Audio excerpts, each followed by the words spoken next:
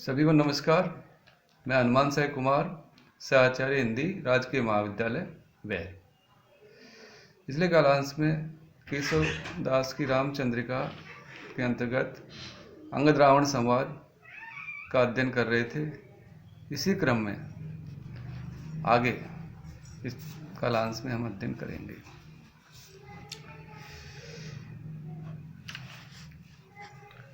तपी जपी विप्रन छिपरई हरो, अदेव द्वेषी सब देव सहारो, सियान देव देहो ये नेम जो धरो, ए मानुसी भूमि ए वाणी करो।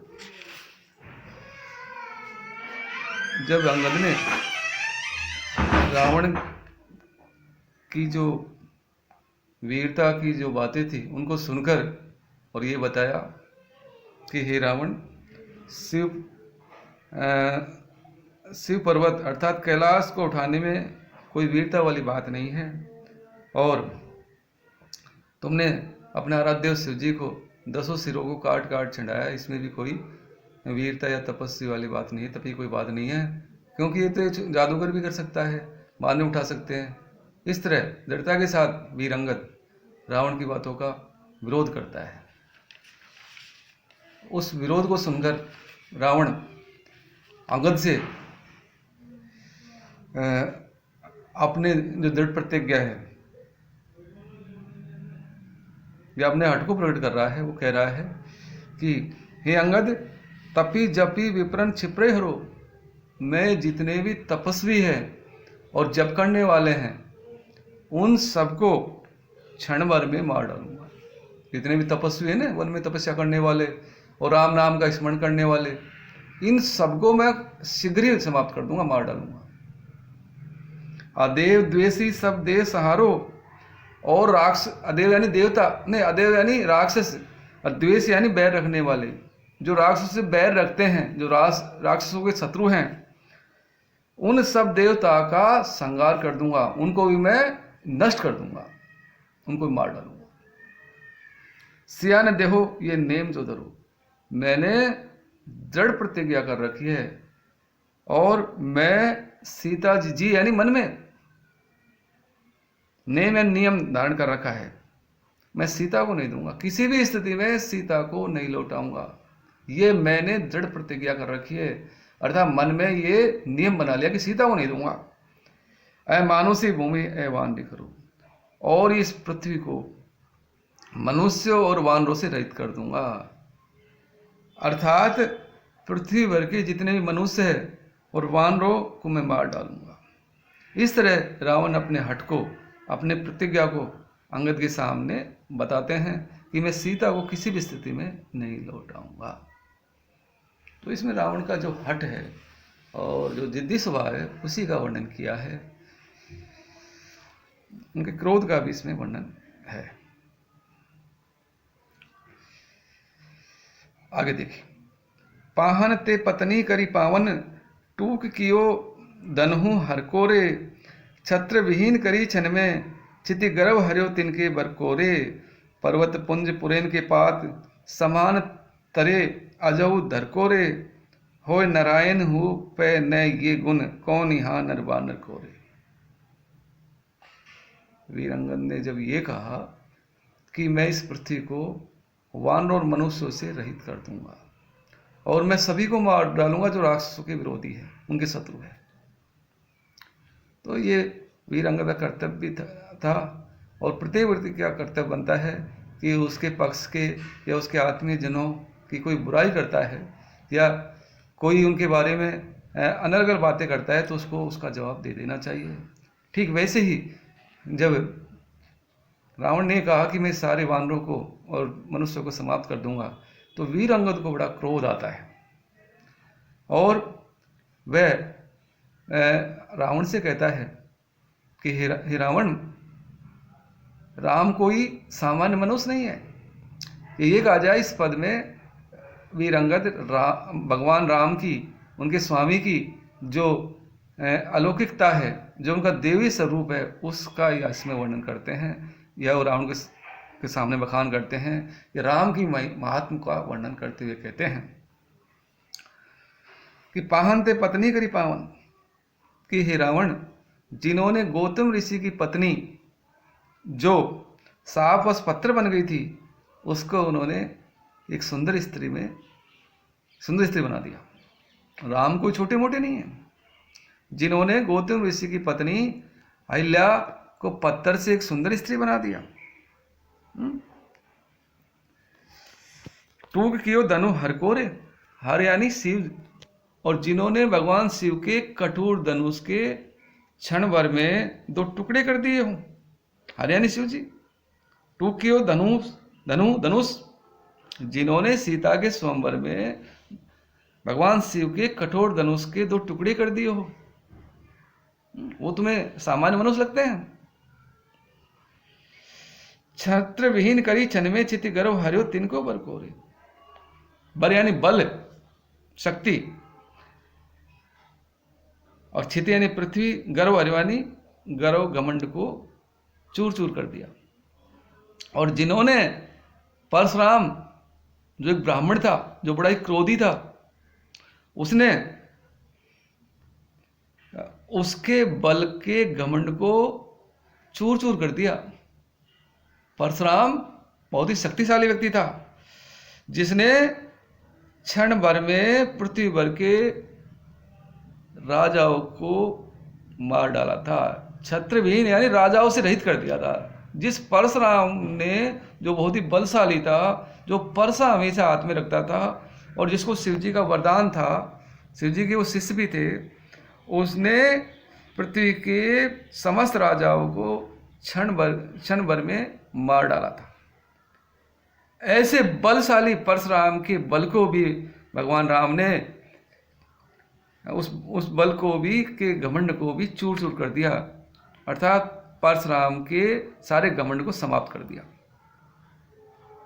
यही नहीं, और भी उन्होंने कार्य किए। पर्वत पुंज पुरन के पात समान तरे अजू धर को रे। अरे रावण, जिनके प्रताप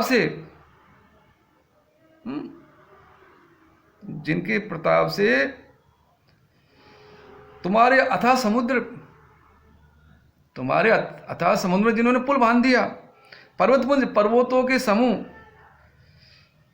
उस अथाह सागर में कमल के पत्तों की तरह के समान तैरा दिए हो, तैरने लग गए हो, जिनकी महिमा से तुम्हारे अथाह समुद्र में बहुत सारे पर्वतों को डालकर उन पर पुल बना दिया, और कमल के पत्ते की तरह वो तैरने लगे। ये कोई मनुष्य बानर थोड़ी कर सकता है। अजो धरकोरे, धैर्य यानी शंका। अब भी तुम्हें शंका है कि श्री राम एक सामान्य मनुष्य है, अर्थात वो साक्षात परमात्मा है, वो ब्रह्म के अवतार हैं। तो उनका जो अलौकिक व्यक्तित्व है, अलौकिक महिमा है, वो तुम्हें दिखाई नहीं पड़ रही। अब भी संदेह कर रहे हो कि मनुष्य है। ओ नरान हुपे ने गुण कौन यहाँ नरवानर को। इसलिए अरे रावण, यहां पर मनुष्य और वानरों की तो बात ही क्या। हो नारायण हुपे ने गुण, जो गुण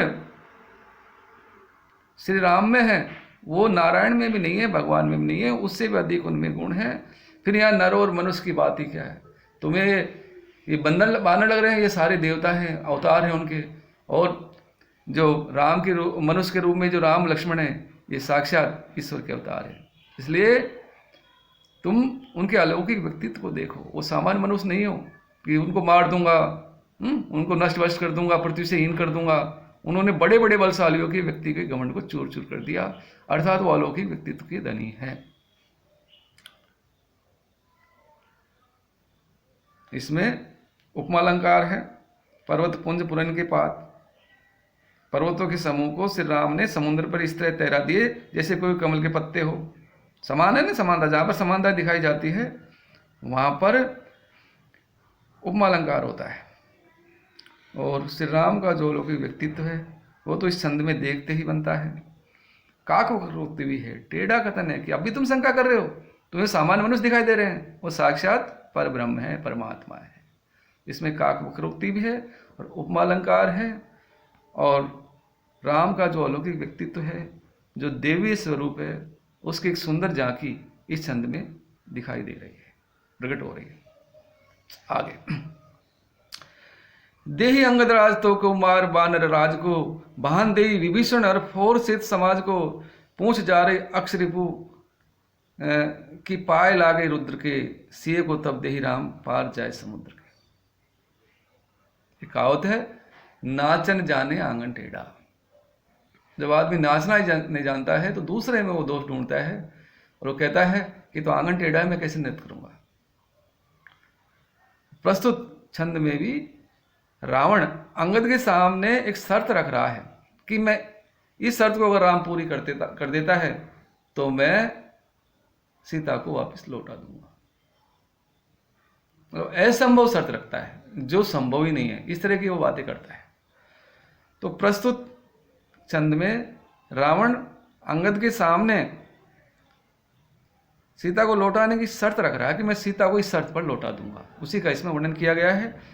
और रावण अंगद से कहता है कि अंगद, दे अंगद राज तो को मार वानर राज को, मैं सीता को तब लौटाऊंगा कि वानर राज अर्थात सूर्य को श्री राम मारे पहले और तुझे उसका किष्किंधा का राजा बना दे।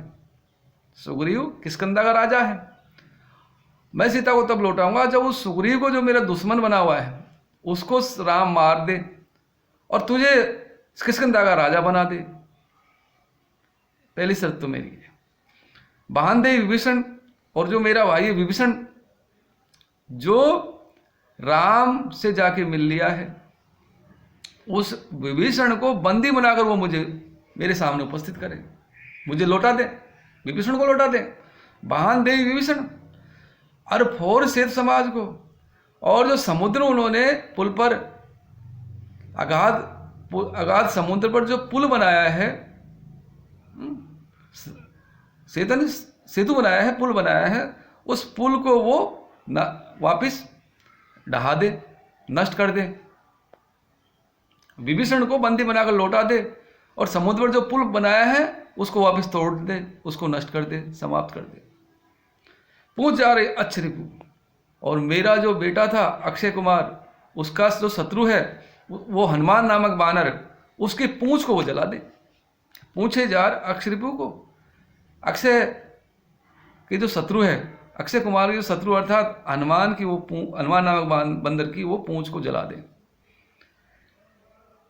अब अक्षरिपु की पाए लागे रुद्र को, और मेरे स्वामी भगवान शिव उनके वो पैरों को पकड़ ले। तुम्हारा राम मेरे आराध्य शिव जी के पैरों को पकड़ ले या उनके पैरों में पड़ जाए कि मुझे क्षमा करो।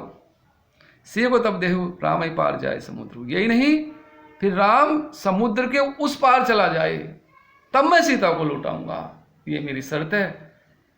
और वो राम, तुम्हारे राम ये शर्त पूरी कर देते हैं तो मैं सीता को वापस लौटा दूंगा। इसलिए रावण ने अंगद के सामने एक प्रस्ताव रखा, एक शर्त रखी, असंभव शर्त रखी, उस स्थिति में सीता को लौटाऊंगा।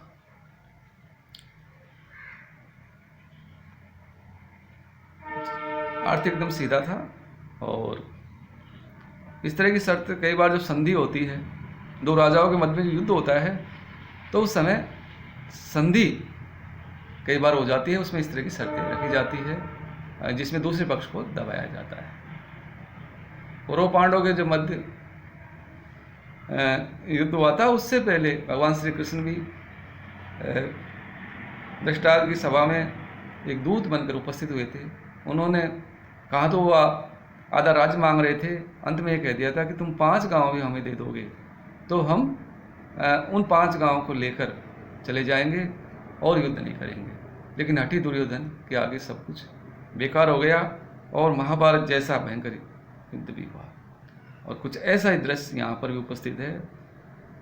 और अंगद ने खूब समझाया, लेकिन अहंकारी रावण की बिल्कुल समझ नहीं आई और असंभव शर्त उन्होंने अंगद के सामने रख दिया। इसमें संभावना अलंकार है कि ऐसा होगा तो ऐसा हो जाएगा। एक अर्थ अलंकार जिसमें किसी एक बात की होने पर दूसरी बात का होना पाया जाता है। अगर वो शर्त पूरी कर देंगे तो सीता को लौटा देंगे, तो ये संभावना अलंकार है। लंक लाए दियो बलि हनुमंत संतन गाइयो, सिंधु बहानत सौद के नल छीर छींट भाइयो, ताही तोई समेत अंध उखारे हो उल्टी करो, ताई तोई समेत अंध उखार हो उल्टी करो, आज राज कहाँ विभीषण बैठे ते ते डरो। जब ऐसा संभव शर्त रावण ने अंगद के सामने रखी तो वीर अंगद को बड़ा क्रोध आया और वो क्रोध में आग बबूला हो गया और वो अंगद रावण से कहने लगा, क्रोध करके कहने लगा, वो कह रहा है अंगद रावण से क्रोध होकर कह रहा है, अंध यानी मूर्ख, हे मूर्ख रावण, जिस लंका को हनुमान ने जला डाला, लंक यानी लंका, ला यानी आग दियो, जिस लंका को वीर हनुमान ने जला डाला, उनके इस कार्य का बखान संत लोग करते हैं, प्रशंसा कर रहे हैं कि रावण की लंका को वीर हनुमान ने जला दिया। सिंधु बांध सौंद के नल छीर छीट भाइयो, उसी लंका को जब नल और नील समुद्र को बांध रहे थे, उस पर पुल बांध रहे थे और सोध के उन पत्रों को पवित्र कर रहे थे, लंका के उस समुद्र के जल के छींटों से जब पवित्र कर रहे थे, तो उस जल के छींटों से उन्होंने लंका को डुबो दिया था। लंका डूबने लगी थी उस समय। हनुमान जी ने तो लंका, रावण तेरी सोने की लंका को जला दिया। उनके इस कार्य की प्रशंसा संत लोग कर रहे हैं, देवता कर रहे हैं।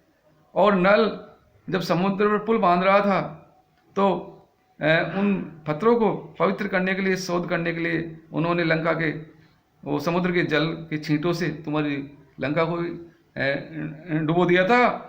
ताही तो समेत अंध उखारो उल्टी करो, हे मूर्ख रावण, मैं उस लंका को तेरे और तेरे परिवार सहित मैं उल्टी कर सकता हूँ, उसको नष्ट वश कर सकता हूँ। आज राज कहाँ विभीषण बैठे ते डरो।